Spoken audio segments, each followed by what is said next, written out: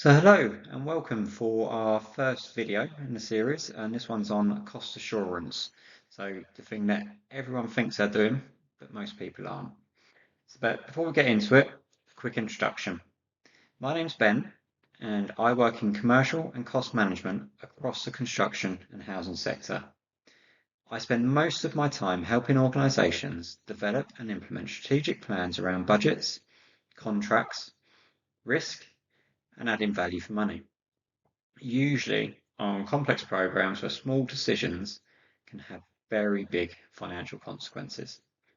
So this channel is about sharing practical insight from that experience. These videos are deliberately short, just focused, practical topics you can take something from quickly. Over time, we can look to evolve this if people want deeper dives or longer discussions on specific areas. We can build on that.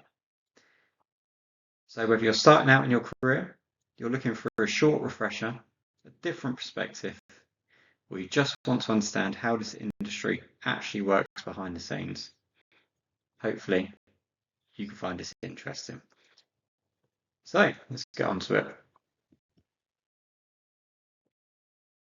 Most construction projects don't overspend because someone deliberately gets it wrong. They overspend because the client thinks they have control, when in reality, they only have visibility. And visibility without challenge is where projects quietly drift. I've seen projects where the reporting is immaculate, the formatting is perfect, the numbers are on time, but the underlying exposure is still growing month by month. That's where the confusion around cost assurance starts. Cost assurance is often misunderstood. A lot of people think it's about checking invoices or auditing costs after the money's already been spent. By that point, the decision's been made and the risk's already crystallised.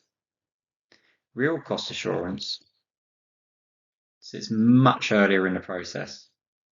It's about creating confidence before costs are committed.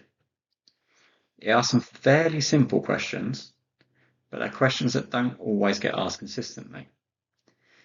Is this cost actually allowable under the contract? Is it supported by evidence or assumption? Does the forecast reflect what's happening on site or what we hope will happen? And where is the risk genuinely sitting right now? Not where we'd like it to be, I bet.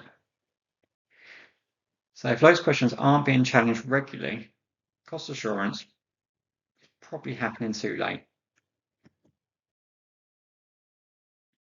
In practice, I see three common patterns. First, cost reporting starts to replace cost control. There's a strong focus on producing reports, but much less on interrogating what's behind them. Over time, reporting becomes about explaining movement rather than preventing it. Secondly, KPIs get used to manage commercial risk. KPIs are important, very important, but they're designed to drive behaviour, not redefine contractual entitlement.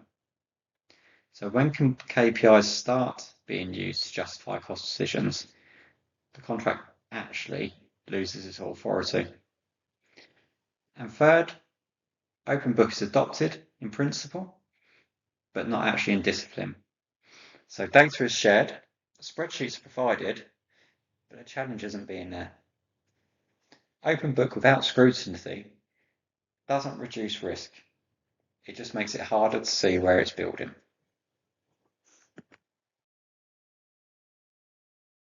When cost assurance is done well, it doesn't feel heavy. It doesn't slow delivery down. In fact, it usually speeds decision making up. Issues will surface earlier. Conversations can happen sooner when there are still options available.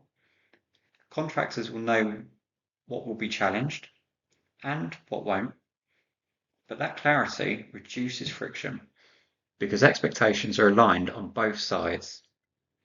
Final accounts become more predictable and then the leadership teams can make decisions based on evidence and not on surprises. This is exactly the space that we operate in at APC. Not hindsight audits, not process for the sake of it, just practical, proportionate cost assurance that supports delivery and protects value. So, thank you for listening to our first show. Hopefully you found it insightful. In the next video, I'll talk about one of the biggest mistakes that I keep seeing, and that's using KPIs to do the job of the contract. So if you're responsible for budgets, programs, or adding value for money, hopefully it's one that you'll find interesting. Subscribe if it's been useful to yourself, and hopefully I'll see you on the next one.